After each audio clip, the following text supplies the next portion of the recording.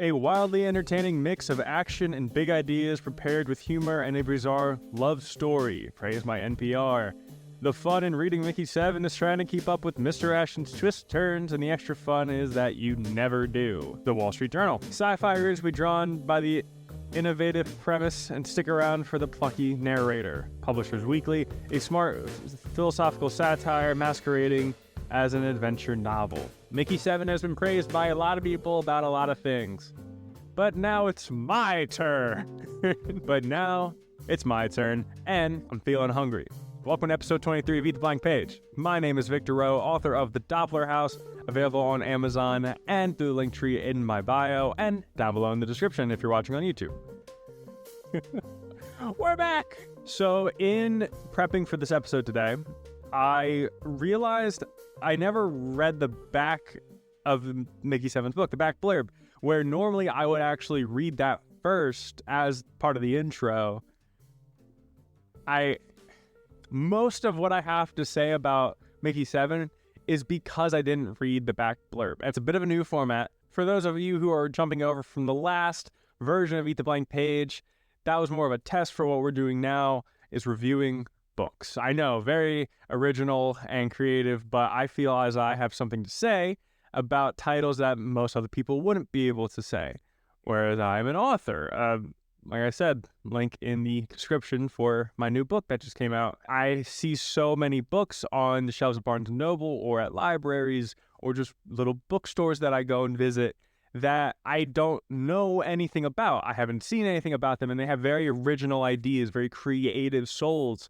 And so that's what I really want to do. It's what I really want to talk about, are these stories that no one else talks about. Whereas Mickey7 has, I think it said Mickey7 by Edward Ashton has 14,404 ratings on Goodreads. It has an overall 3.75 on there as well. And by this little spot on the corner, soon to be a major motion picture. Like, that's awesome.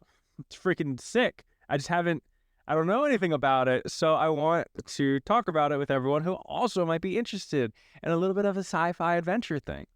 But because this is a new format for me, I don't want to give too much of the book away, so I'm going to limit myself to chapter 1 to see how it goes. It won't be like that every day, though. If you're interested in getting a copy of this for yourself, I will also be leaving an Amazon affiliate link in the video description, along to a library of all the books that I've reviewed on my link tree. So if you just want to hop over there, you'll see every single one that I have reviewed thus far with a little link that'll help me out and support me through your purchase. Follow me on Twitter, Instagram, and YouTube for updates about the podcast and my writing journey in general. You can also check out videos that I make to promote books that I write or episode segments that I think are better than the rest. But there can also be said about seeing what book we're going to be going over a week early so you can grab your copy to read along. And as you listen, you can kind of bounce your thoughts back off of mine. Leave whatever thoughts that I forgot to mention, because your thoughts matter too, down below, and I will read all of them. I love interacting with you guys, so it's going to be a lot of fun. I think this is going to be a great new chapter in the Eat the Blank Page story. I'm just super excited. I'm very, very excited, because when I started reading this in Barnes & Noble, I was just going every day to learn as much as I can about covers and descriptions and things like that. And this really stuck out to me because of the mystery. Like I said, I didn't read the back blurb. The back blurb gives away everything I want to talk about, so I'm not going to read that until the very end. But I kept finding myself for 3 days in a row. I would go for about 2 hours, and I kept finding this book again and just started reading it. I just kept reading it, and I kept thinking about it and how much I wanted to keep reading it. And so that kind of spawned where we're at in the podcast right now, is that I want to go over books like this that really grab my attention, but I haven't heard anything about it. Oh no, that was one of my thoughts, was people might not understand what this is. People might like what this is. But honestly, I don't care, because I want to give my thoughts, examinations, and insights into what Mickey7 is, the writing, the descriptions, the world building, the pacing that Edward Ashton took, as someone who knows what that's like. And it's not to discredit those who like popular books. It's to empower those who like these lesser known books. And I could be totally out of the woodworks and not know, like, I don't have a good handle on what's popular in the literary world these days, but it's one of the biggest things I wanted to talk about. So let's get right into it. So with every good book, and especially with this review of it, because I'm only going over the first chapter, the intro was the biggest thing I wanted to take away from. I wanted to study the intro as much as I physically could. And so going into it without the knowledge of the back blurb, Mickey7 is confusing to me. I know what they're talking about when they say the phrase Mickey7. Maybe it's 7 members of a team. Maybe he's 7 years old. Maybe it's like an element, or it's like, plutonium-238. No, it's Mickey7. I didn't know what to expect. But for some reason, I just started reading without reading the back blurb, like I said. And so with that idea of the title gives a lot of kind of like, what's going on? For those of you who are interested. Someone who is living on a colony has just fallen down into a very deep, dark hole. And we find them right at the bottom of the pit. We don't even catch up with them as they're falling. Before they fall, we get nothing. They start in this deep, dark pit, and it's all ice. The walls are covered in ice. It's negative 47 degrees. There's still not much to see, but at least I can make out the roof of the chamber above me, glowing now in a pale spectral gray, the black ring of ice-crusted opening that must have brought me here. And I love how they just said it's dark and you can see the hole above where he fell. That's all it was said, but Ashton said it really, really well. But from there, he goes into a little bit of backtracking, and we learn some bits of this character through their own self-analysis. But it's not, I'm like this. This is my favorite color. No, he starts reflecting on what happened to get him down to the hole, because we're asking that too. We're going, hey, bud, how'd you end up in this giant hole if you're this explorer guy? And he goes over how he wasn't paying attention to where he was going, and he looked up at this cliff face that looked like a monkey's head, and he got distracted, taking a step and falling through. That alone does a lot of characterization, because you'd have to be the kind of person that would think of something as a monkey's head, get distracted enough to then fall down into a giant chasm where you're gonna die. The first line of the book is, "This is gonna be my stupidest death ever." What does that mean? I don't know, because I didn't read the back blurb. But if you don't read the back blurb, everything layers on this level of intrigue that I was not prepared for. And it gives just enough detail for me to kind of understand what they're talking about, but just enough absence of detail for me to be like, okay, what do you mean by my stupidest death? What do you mean it's just past 26 o'clock? What does this mean? And then we get an amazing back and forth, kind of like a video game text chat, but it's communication between Mickey7 and someone called Red Hawk, whose real name is Berto. Something I like that they did was, right when we're skipping from the old text, the old format of text, where it's regular and all that jazz, and we skip down into this almost video game-esque dialogue chat base, the first thing that is said is the other guy's name, Berto. Mickey7 says, Berto, you getting this? Red Hawk replies, affirmative. So they're establishing, even if you don't know how text chats work, if you're a little bit older, if you're younger, if you're just not part of that world, you now understand what Red Hawk and Mickey7 mean. Just kind of like a username. And I'm sure it's such a simple little thing that no one really cares about, but as someone who looks at the format very intently, I think that was a really cool thing to do, because it leaves no questions on the table for understanding how to read the story. The only questions are, oh my gosh, what does this mean? How did this happen? What do you mean this is going to be his stupidest death? But we're not confused on how to understand the story as it's unfolding. Taking in the story needs to be perfectly clear, and they're keeping that very consistent. But what's going on in the story, it's not confusing, it's intriguing, and there is a difference. So going forward, we kind of understand Mickey's situation, not where he's at, but in his life where he's at, his position, his job, and how it's viewed through other people through Berto. And we get this amazing little back and forth right after Mickey asks, "Are you coming with me?" Where Mickey asks, "Any chance you're coming for me?"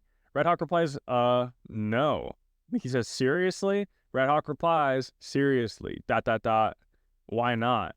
And then Red Hawk, Berto, goes into this very long description of how dangerous it is going to be to retrieve him. He messed up. You're already down in like what they refer to as creeper territory. Don't know what a creeper is, but they're talking as if we should know, but not on a technical level to where we get jumbled up in our head.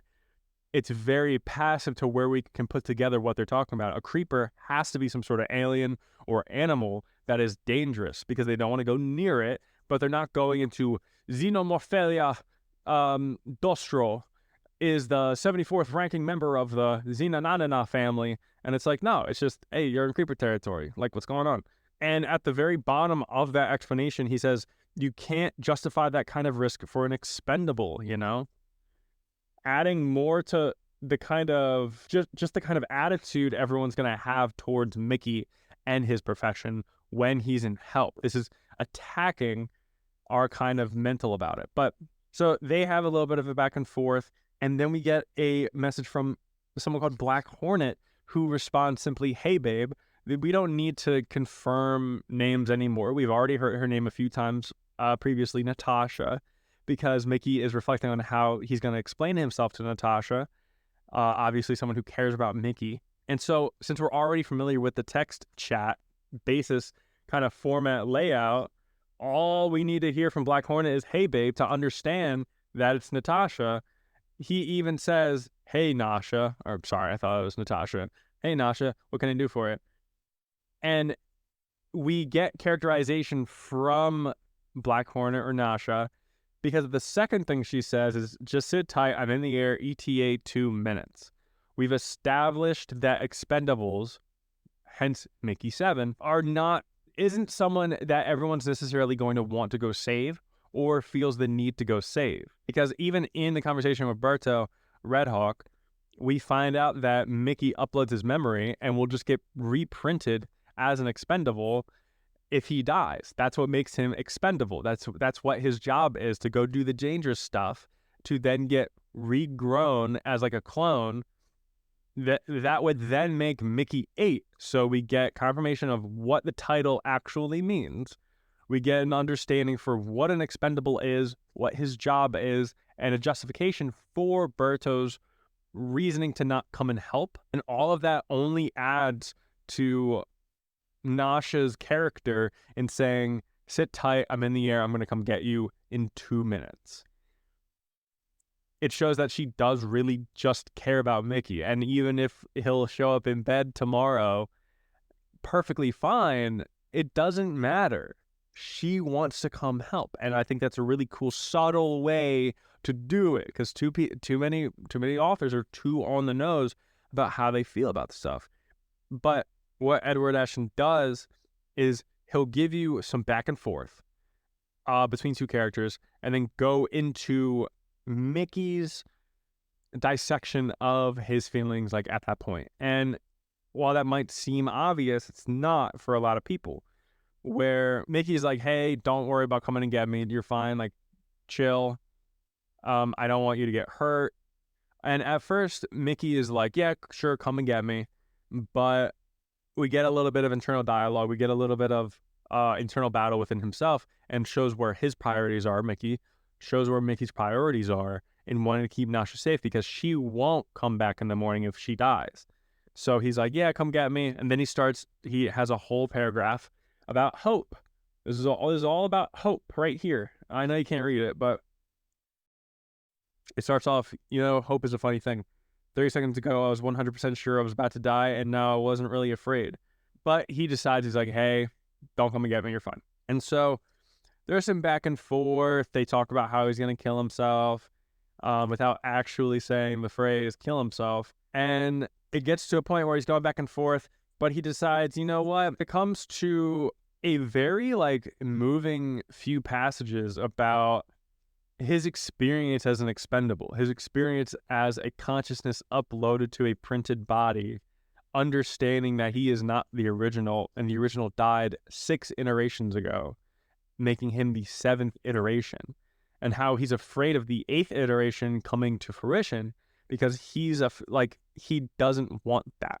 Like he thinks he's gonna know that he's the 8th and he's not going to be okay with it, and he knows it's not going to be him to such a degree where it destroys him. So he stands up and he starts explaining where he is.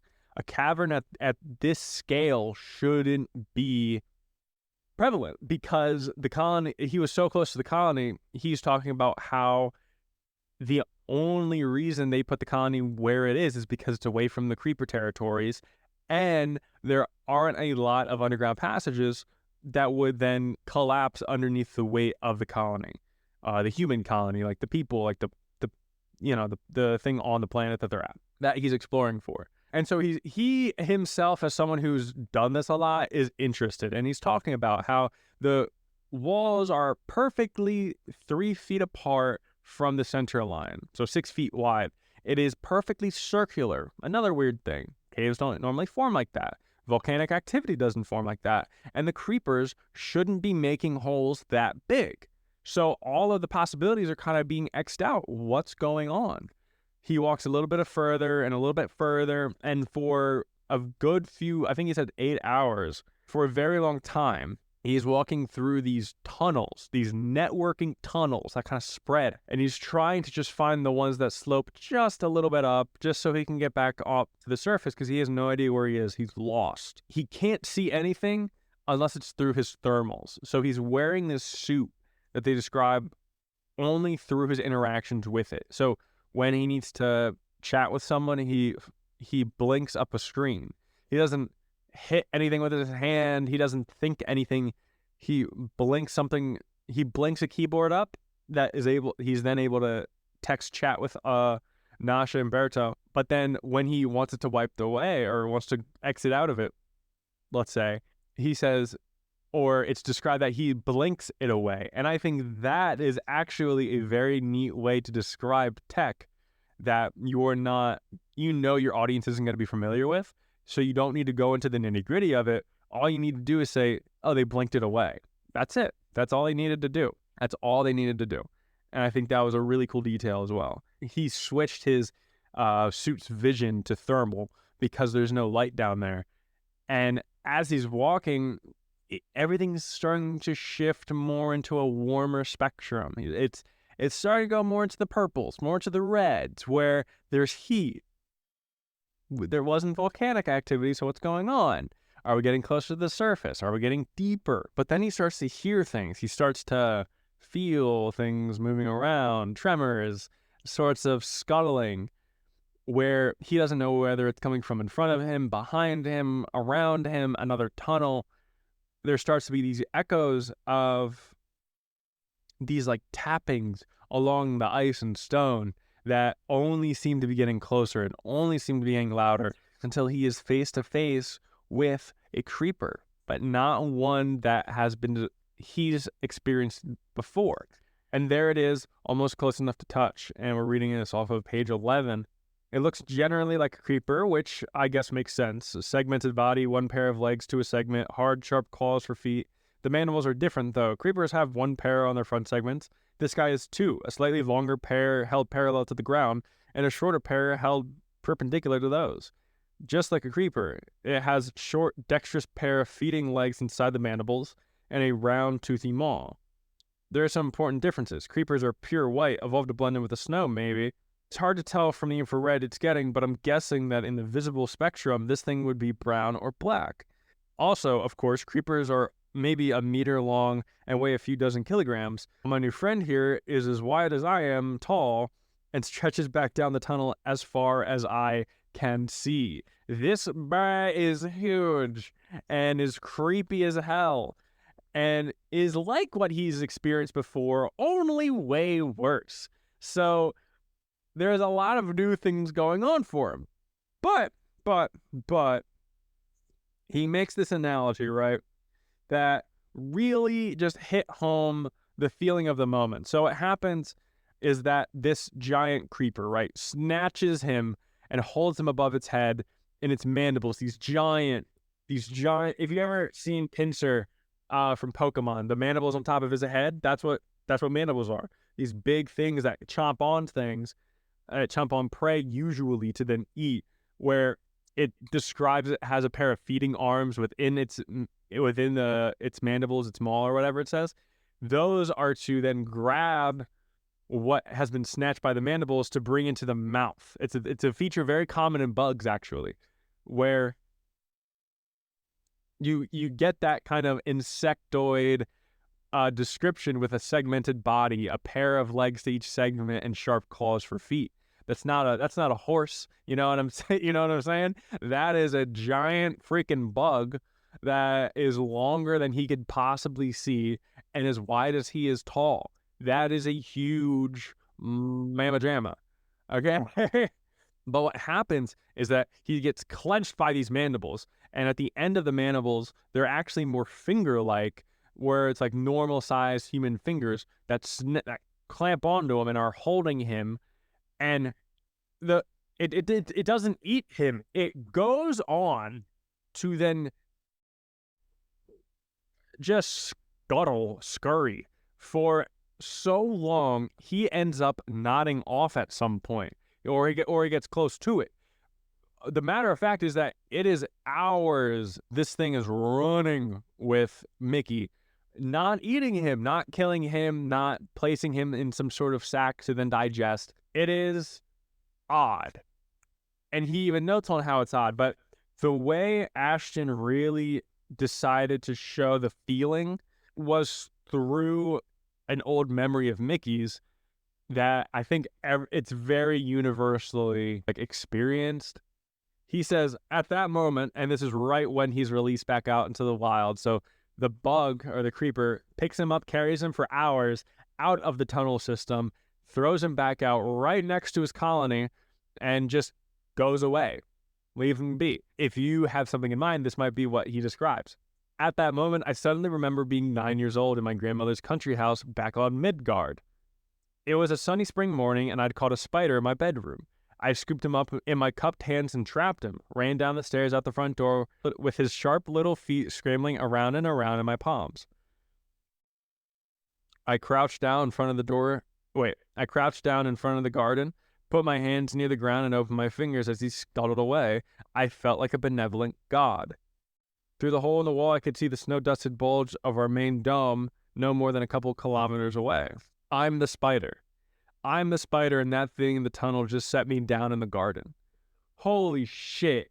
It's such a good analogy because not only is it a one-to-one experience, it's an experience that is taking something so fantastical as a giant bug carrying a person, relating it to the direct opposite, a person carrying a bug, laying it down into their homeland, the colony and the garden, but also it's describing to you about the world that not every planet's all covered in ice, and it's relating to the reader on such a deep level that I'm pretty sure everyone's done that at some point, or if you haven't and you're one of the people who only kill bugs, you get what they're talking about through the difference in your experience and what they describe. A benevolent god. It sounds so grandiose, but when you are so much powerful than something else and you decide to help it anyway, I can only describe that as a feeling of a benevolent god. That is such a good description of what that must have felt like for Mickey as a fictional character. But what that must have felt like for him in that moment to be dropped off by this giant bug. It's a very, I love that so much. And I really wanted to make sure that was a talking point because he does that a lot. Edward Ashton does that a lot in this book where he references something to help you understand what he's talking about in this sci-fi world, which is really, really cool. It really helped me as someone who doesn't read a lot of sci-fi get into what they're talking about. Of course, I play a lot of sci-fi video games and I watch movies and I'm familiar with terms and phrases and stuff. It's just how he gets across information is very cool, and I appreciate it very much. We get a little bit of world building when Mickey goes up to the guards spot for the colony itself. They have a little bit of a conversation back and forth. Creeper territory, rocks and snow. These the bosses suck or whatever. And here's where the story starts. I thought it was going to be a giant book about him getting back to the colony. I wasn't expecting him to get back to the colony at all. Until the last chapter. I thought the big adventure part, I thought the science fiction part was going to come from dodging around this alien race of tunneling bugs, and his friends are worried about him and all that jazz, and he has like reasons to get back to the colony, but he doesn't get to it until the very end. That's what I thought the book was going to be about. So as I'm reading this, I'm like, oh, he's already back. Where's the story? Because I didn't read the back blurb. Where's the story? And something that they've mentioned throughout this time is that he is an expendable and gets printed, right? At the beginning of the story, or at the beginning of the chapter, his friends are trying to come grab him, right? And they confirm with him that he's just going to die. And he'll respawn in the morning, and it'll be great. It'll be like nothing ever happened for him. They go into what it's like to be an expendable and all this stuff. And all of this talk of being an expendable pays off right here, because when he gets back to his room, he finds Mickey-8. And Mickey-8 is the clone that they made because they thought Mickey-7 died. So that is the dead freaking end of chapter 1 with the final line of crap. He says, "I'm Mickey-8, aren't I?" Yeah, you are, buddy. And it's just, I love it because the scene's structure, or the chapter's structure, is so well paced. And that theme follows throughout the rest of the book, where each chapter itself is set up, has its own payoff, and then adds to the larger story itself in a very consistent and fun way that, as an author, I admire very much. And as someone who reads a lot, I don't see a whole lot of. Sometimes I'll see one-off stories about a side character. Sometimes I'll see just a whole chapter kind of just going through and stopping at a natural stopping point. But with Mickey-7, you get this kind of small story within the story itself, where chapter 1 itself, it's like, hey, fall down to a hole, have some heart-to-hearts with a buddy and your girlfriend, you go off, you encounter something, you get back to the place, you have new information, and now there's a new problem. You have a small contained story that feeds the larger one. And I love that. It keeps you reading. It keeps you wanting to know what's going on, because the information you don't know, the characters also know. So commonly know that they talk about it in a way that you pick up on as you read the dialogue, which is very, very cool. Like when I was writing Doppler House, I would talk about information kind of before, have some interactions, like the normal stuff, but I would eventually say point blank, this is what this is. This is what this means. Or put up a situation where that information would be explained commonly through someone who doesn't know. Which is what a lot of books do. You have a main character unknown into the world that has everything explained to them, so that you don't need a situation where that information naturally pops up. The natural situation is the person who doesn't know anything getting things explained to them, which feels natural, feels inclusive, because you're already connected to the main character. And I'm describing Harry Potter.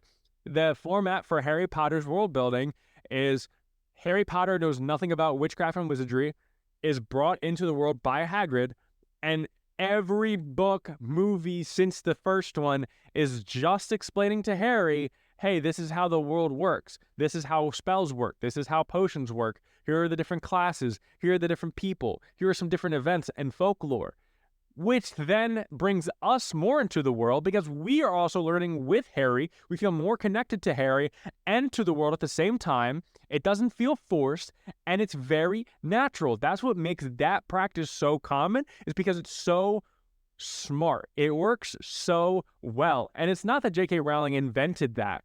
It's that she applied that incredibly well. But what I think Edward Ashton's doing here is something also very effective, is that he's not saving time to, he's not trying to get across all the information. He's not trying to run through the world and give you all the world building when you need to know it, all this stuff.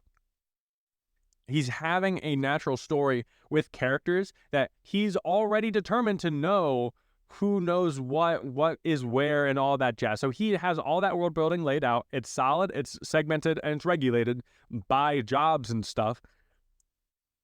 And so he's like, okay, how would a construction worker and a carpenter have a conversation about their jobs that would tell someone who knows nothing about either one of their jobs just enough information to kind of understand what's going on and to follow through with the rest of the conversation itself, so you don't feel lost and just kind of give up paying attention.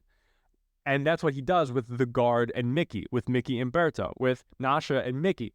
You get these back and forths, and because we need to know what's up with Mickey and his profession as an expendable, something that isn't a regular trade or something you can bring up. I think he mentions in the beginning of chapter 2, yeah. I wasn't a pilot, I wasn't a medico, I wasn't a geneticist, or a botanist, or a xenobiologist,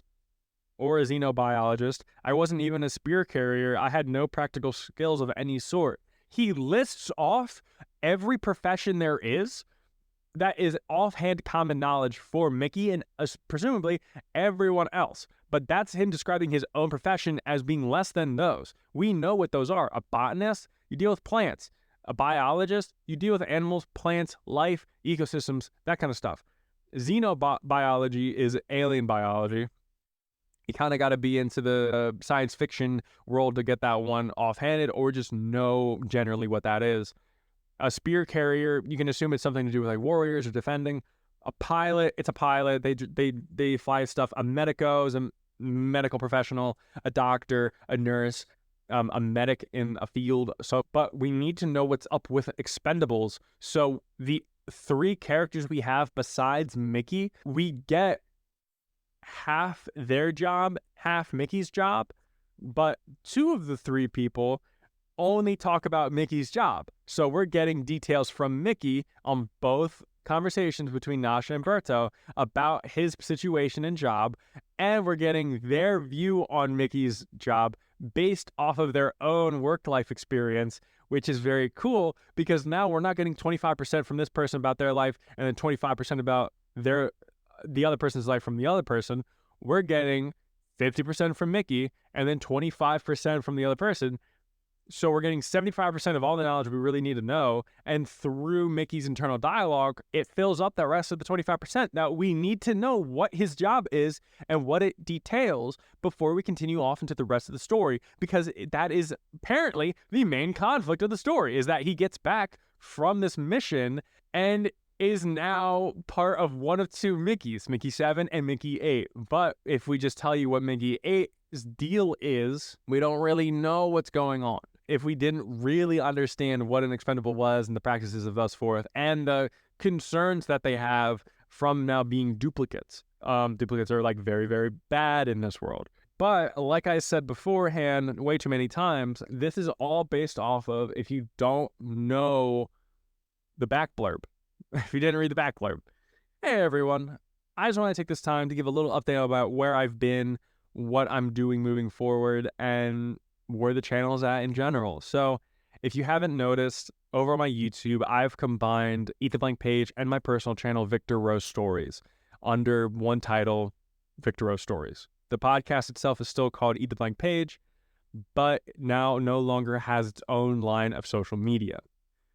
As someone who's working a full-time job, trying to keep a house together and doing all of this stuff online, along with writing and book sales and all that jazz, it became too much to have double work of everything to do with socials and videos, content, and I figured I'd get the ball rolling faster and would be able to separate it if need be faster if I combine everything and keep everything in a kind of a central hub. Why did I take such a long break from Eat the Blank Page? I needed to get my book out. So like I mentioned in the beginning of the episode, the Doppler House is now out for purchase on Amazon. Sold almost 40 copies, which I'm super excited about, super happy with. I needed to do a lot of work that I couldn't put off any longer. It was about 2 years of working on the Doppler House. I was sick and tired of it, and it was draining my kind of love for writing, and I know I love writing. So it was scary for me, but I needed to really put my nose to the grindstone, get it out to everyone that it possibly can get to. And I'm starting up the second book, not of the series, just second book that I'm writing at the beginning of August. So I'm doing this now, getting the podcast back up and running now, so that when August comes, I'll have a strong enough handle on it so I'll be able to make the podcast, continue writing, continue making videos, continue making talks, and sharing storytelling tactics, description tactics, insights from an author. Now I can actually call myself an author. I want Eat the Blank Page to be a place where people who love to read and write and just get into stories can go to hear what I have to say about the stories. And the only thing that makes me special is that I have written a book. I have gone through the process of figuring out cover design philosophy. I've formatted my own book. The only thing I didn't do for my book was make the cover art. That was it. Everything else I did myself. I'm a self-published author, which I know takes a little bit of credibility away from me. But as someone who's been through the ropes by themselves, I feel I have input to make on the stories that I read. I really just want this to be a place where we share stories. We don't focus on the big heavy hitters just for the views. We don't focus on the ones that have been talked about a million times over. I love the Hunger Games, but I'm tired of talking about it. I'm tired of talking about battle royales. And so that's kind of my ideas moving forward with Eat the Blank Page, is that every week we're going to be talking about a new book that I've completely read and I have insights on to talk about. I want the episodes to be between 30 minutes and an hour, so it's not too much time, but I don't want to cheapen any one experience over the other, because every story is going to be someone's favorite story. So it's not right to discredit or put down any one particular title, because maybe it's not my favorite, but it's going to be someone's, and maybe it's going to be yours. And so with that, I'm not only putting out my ideas, I'm not only giving you guys a kind of vein to get to know me. If you like my writing, if you bought the Doppler House and you're interested in seeing my view on other books, how I read and how I dissect, how I take notes as I'm reading to talk about how I learn from these books. If you're interested in that, you can come here and you can talk to me, and you can watch the bite-sized versions over on my actual YouTube channel, or you can just listen to me on Spotify if you are now. There's a lot of things you can do. The number one thing is that I want to learn from these stories, and I want to share the stories themselves, because as I'm reading it, I might love it, and I want to raise the tide, as it were, for authors everywhere, because now I'm part of that group. As a rising tide raises all ships, I hope to be that tide for all of the books that I come across that might not get 1,000% publicity or get any sort of reviews or talks about, even though Mickey7 might be a bad one because it has a major motion picture coming out, a movie. And not to say that I'm only going to do small stories, not to say I'm only going to do books that no one knows about, or that no one knows about Mickey7 and that it's like some sort of under the radar book. It's just, it's not something I'm experienced with. It's not something I hear people talking about. It's a random grab off of the shelf of a Barnes & Noble. That's what makes it interesting for me, and something I really want to share and talk about and learn from, and share what I learned from it, so that we can all get a little bit better with our writing and our world building and all that jazz. But long-winded explanation out of the way, that is what has been going on. That's the plans I have for Eat the Blank Page. I also want everyone to know that anything that you would want to find visually, if you're listening on Spotify, will be on the Instagram. All of the bite-sized things will still be released throughout the week. I will be announcing what book I'm reading next week, the same day as this week's release. So I'm releasing this on Tuesday. I'm also releasing what I will be reading next Tuesday today, so that if you would like to, you can go buy your own copy, read it, and then when episode 24 drops, you know what's going on in the story anyway, and maybe I mentioned something that you didn't pick up on. Maybe you caught something that I didn't, and you want to let me know down in the comment section. I would absolutely love that. I would love to interact with you guys, hear what you're talking about, And if you're looking for more of an experience like that, I'll be leaving a link down in the description for my community Discord so that we can talk, learn, converse, talk about what we're reading, talk about what you guys want me to read. I'm there every day. I check it every day, and it's just so much fun to interact with you guys. But that is everything I really wanted to mention. I wanted to do kind of a split format where like the first half I'm talking about the story, the second half I'm talking about what I learned from it. Didn't really end up doing that. I kind of mixed it together, which, you know, might just be the way we go about these things, but definitely let me know in the comment section if you have any suggestions on that or what you guys want to see. Just let me know. I'm a person here too. You know, I want to give you guys what you want. So